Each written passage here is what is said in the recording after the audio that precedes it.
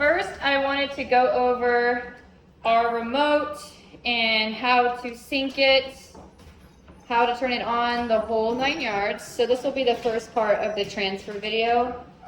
So these are the two parts. First, you want to turn the remote on by holding this button down, and then you'll see it come on. In order to sync these two together, to get them turned on completely, you have two red dots. 1, 2. You match them up together, and then you know it's on. The way that I double check it is I hold down my vibrate button, which is on the right-hand side, the one that's a single button. That's your tone, your vibrate. And you can feel it in your hand that it's on. The other cool thing about the e-collar is that it has a flashlight on board. So if you just tap this, it has several options to turn it off and on. So if I'm gonna tap it once, you can see this is a flashing flashlight. Tap again, it just stays on as a flashlight. Tap it a third time, it goes off totally. Now in the mornings, I make sure to just do some conditioning with Piper for the e-collar so she's totally comfortable with it. Tara, stop. Enough. That's my personal kid. And I just rub the collar all over her and then reward her heavily for that. And I do that for like 5 to 10 minutes a day just so she starts having a positive association with it. And then that's when we can put the collar on at that point.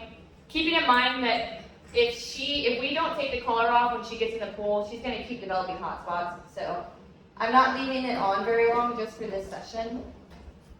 And then when I get there tonight, I'll show you about the tightness and how tight we need to make it. So there's the first part of that. Now I want to go over the remote in general. So you have all of your settings right here on the remote. You'll see C for continuous, M for momentary. And then that one in the middle, it just tells you when you're switching through things. So the T on this remote, the top right, that's vibrate and tone, basically. The top S on the left-hand side is your momentary. So that's all for your recall, basically. So I only use this for recall, or if she sits, I'll reward her with a momentary stem. Or if she recalls to me with one stem, that's what you'll use as well. Now, if she's out in the field and she won't recall to you, this is your continuous. This is your emergency button, which is the reason it's red.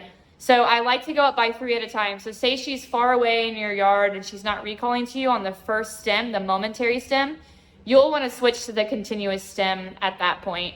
So you'll just hit it once and it produces multiple stems. If she doesn't listen, you'll want to go up by 3. Multiple stems. If she doesn't listen, you'll want to go up by 3 more. Multiple stems until she gets to you. The second that Piper turns around and looks at you, that's when you let off that button. You don't want to hold it down when she's already coming to you because that will cause her to regress. So those are the 3 ways that we use it. My vibrate is actually my no button. So if she steps off the mat, I'll vibrate. If she doesn't come... So it's only for just miscorrections. If she's jumping, I'll vibrate. If she's counter surfing, I'll vibrate. But in order to get her back on her place and things like that, we'll use the continuous as well. Keep in mind that you have the lanyard that you can keep it close to you. And in order to turn it off at the end of the night, you'll want to use those 2 red buttons again and it will flash red. And then you'll want to keep it charged overnight and put it on every single morning. So that's the first half of the knowledge that comes with the e-collar work. She sits at about a 6 for continued success.